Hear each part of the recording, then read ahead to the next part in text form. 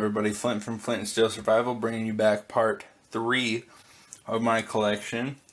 Sorry if I'm long-winded on some of these explanations, but just to recap, I'm not going to be showing every single knife I have because I don't know where they all are. Some of them are in kits around the house, some of them are in my truck. And I am trying to keep every video around 10 minutes. They're looking like 11. There's a couple things I had to edit out of the last one, so I apologize if it looked kind of wonky. But this one I promise to be a lot better. I'm hoping that in this part I can finish off the top of this box. So, first off, I went and pulled my Urban Gray Man EDC bag that I used to carry, and this guy is the main blade in it. It is a Smith & Wesson Border Guard. I'm like, I know what this is called.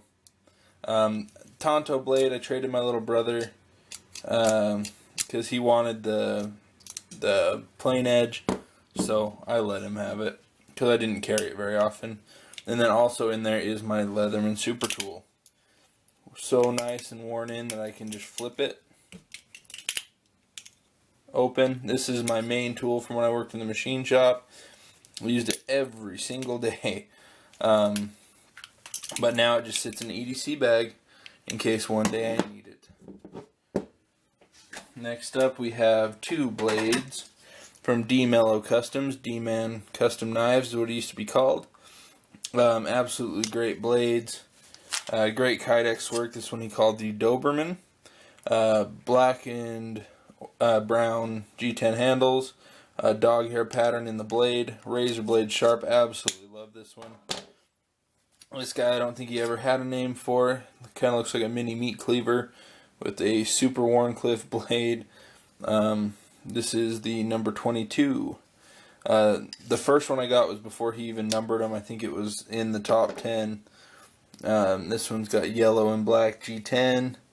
Like a dark etch pattern in the green, probably from just grinding the black. Next up is my DLC Custom Knives Karambit. A nice tiny blade, but great for defense. I've done multiple videos on this guy and how I carry it. Absolutely love it. Check out all these knife makers I'm mentioning, by the way. Luke over at DLC, D-Mellow Custom Knives in this video. I did some Tom Chitwood's. Now I'm about to do some Jake Parker's. So if you guys haven't seen this, I've done chopping tests on it, 2 of them. One of them I went straight through a log, chopped up some branches. The other one I was splitting wood with it. Great blade. It just has a tendency to rust on me. There's a spot right here that I completely took the edge off. You got to reprofile that guy. Put an edge back on it because right here I can press as hard as I want. Nothing's going to happen. I flattened it out. Lovely blue and black. I think canvas micarta in G10. Great pins. Absolutely love this guy. Super comfortable, especially when you're hacking. Lovely sheath. I need to make some sort of rig to carry that guy around more than, because normally I just slip it in my bag. Then I got my Tops Slice Steel Shark Tooth Hunter. This is the double edge plain. They also have it in Tonto, but I definitely wanted plain. I bought this off the Fat Man. Red liners, brown scales. I think this is one of his original knife sale videos, honestly. Did that guy. Next up, I'll add these. In fact, I'll do a separate video on these guys. So sneak peek. Oh. So next up we got my Benchmade Hidden Canyon Hunter. I always forget what the hell it's called. Nice tiny little EDC size blade. Great for skinning. S30V, 2 separate jimping patches. No matter what grip you use, there's jimping everywhere for you, including the huge jimping on the back of the handle. Great little sheath. I kind of want to make a new one, or at least modify this guy so that this snap gets out of the way. If you can see that, I already cut it once. It just likes to stay in the way when you draw the knife, so I need to fix that. Next up, one of my other most prized possessions in this world. This is my original order from Jake over at Dark Wolf Knives. This is my survival rig. Still have not had the heart to use this damn thing. Jake Parker, right there. He even did extra jimping by cutting down the middle. This thing would rip your thumb a new one if you started getting aggressive with it. But it's great grip. I'd probably use it with gloves anyway, just because in a survival situation your hands are critical, and if you cut yourself, hurt yourself in any way in the hands, you're pretty much done. And this one, just like that EDC Necker, Flint on the blade. Sick. Red and black, canvas micarta and G10 again, I believe. Absolutely love this knife. If I had to throw away every single knife I own, this would be the one I keep.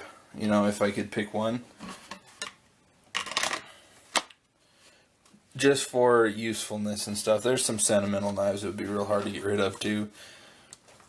And then it also has a Nathan ferro rod and custom handle to match the handle. Also done by Jake as part of this rig. Oh no, camera down. I'll edit that out. You probably won't even have seen that, because I don't want to burn your ears with a giant drop. Alright, and then also a diamond sharpener. Then my second purchase, over $100 in the knife world. This is my SE5. I went in to Blade HQ, which is just down south from me. I went there just to look and came home with a blade. I did not do my research before going in on this one, or I would have come home with the Blackbird. But this was my first large survival knife. I have used it. I have carried it. It is a great blade. I try to keep it good because, you know, at the time I bought this, I did not have the money to buy this. Like, I didn't go late on bills or anything, but I definitely could not afford to be spending money on myself like this. You know, I was in an apartment by myself, paying all my own bills. You know, car payment, apartment, gas, electricity, you know, all that stuff. And I splurged on myself, and I never regret it. But it just reminds me how important it is, you know, to work for what you have, you know. So I just always have kept that nice. This is my used and abused Gerber dime with my True Utilities peanut lighter on it. You guys have all seen those peanut lighters. I've wrecked this poor knife.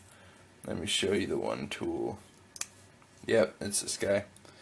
This was like a little blister pack opener. Absolutely wrecked that edge. I can't tell if you can see it.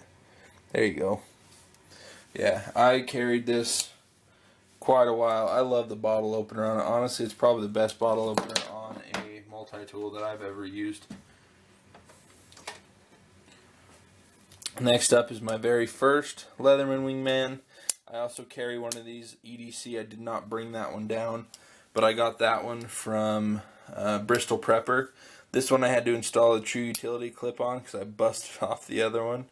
If you can see, there's a little gap there between the screw. It's a hex, and that's where it used to go, but I just mounted a True Utility on it. It's great. This one's still nice and stiff too, actually. And the blade is really nice on this guy.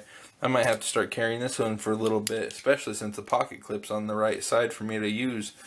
And down a little bit lower. I might have to think about that. Next up, Leatherman Micra. We've all seen these, I'm sure. Nice little scissors, tweezers. Got a lot of nice tools. I think I have a video out on this guy if you want to go check it out. Couple nice little multi-tools. This one I got from Don over at Southpaw.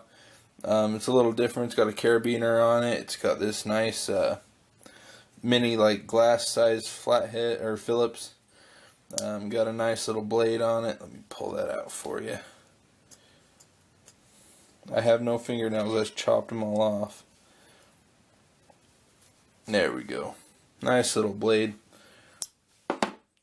And then this little guy is a rotating pair that I used to keep in a little mini kit that I don't have put together anymore. I'm going to make this one a little bit long because we're so close. This is my Gerber suspension. I carried this guy on my belt for, God, 2 solid years probably before I went into the world of Leathermans. It's all rusty. I used to use this inside of coolant tanks to pull plugs and, you know, do all that good stuff. So this thing is rusted like mad. But I still kept it just because, like I said, you sometimes need to remember where you came from in the gear world. Then I got a couple of Jake Parker original, just like concepts that he sent me. This is like the Doctor Scalpel, which I absolutely love. My cat's real mad that I'm not sitting down for her to come bother me. Razor blade sharp. This was my box opening blade for a long time. And then I moved it to my custom blade. And then I still have not finished out this witch's finger he sent me. Look at the wicked curve on that blade. Real sharp. It's even still got a burn mark from where he finished the grind. I was going to polish it up. I might put a little handle on it and see where that takes me. But it's a nice chisel grind. I think it's cool, so I've always kept it. Anything Jake's ever sent me, I still have. Promise. And then this is one of my other favorites. This is my, basically it's a hunting knife he made. Nice, super thin. It's got a really good back grind on it. Great jimping. Elk antler handles. It's red liner. I don't know how well this light's picking it up. Red liner. I made a sheath for it. I told him I wanted to make one. This is one of the first sheaths I ever made. Also another Nathan 4071 ferro rod. Hockey grip tape I made for the handle and kind of just tied it on. And a buffalo nickel button. Absolutely love it. I made it lefty or cross draw. Like if I wear it on my right, it's cross draw because it goes on my belt like this. But if it's on my left side, if I'm carrying a gun and this is my backup blade, you know, it's on the right side because, or my left side, but the right side, if I'm carrying a sidearm that I'm going to need a knife to back up, it's already on my left, so I don't have to reach across my body. And then, last but not least, this is my Cold Steel Tonto Light I got from the New Mexico sharpshooter. Tonto blade, this thing is a goddamn razor blade. When I opened it, did my opening video on this, I was sick as a dog, dudes. But I think it turned out to be a pretty good video. Go check that out if you want to. I don't never use this guy, but it's definitely something that I'm trying to find a use for. So thanks everybody for watching, and I'll see you in part 4. Thanks for your time. Bye.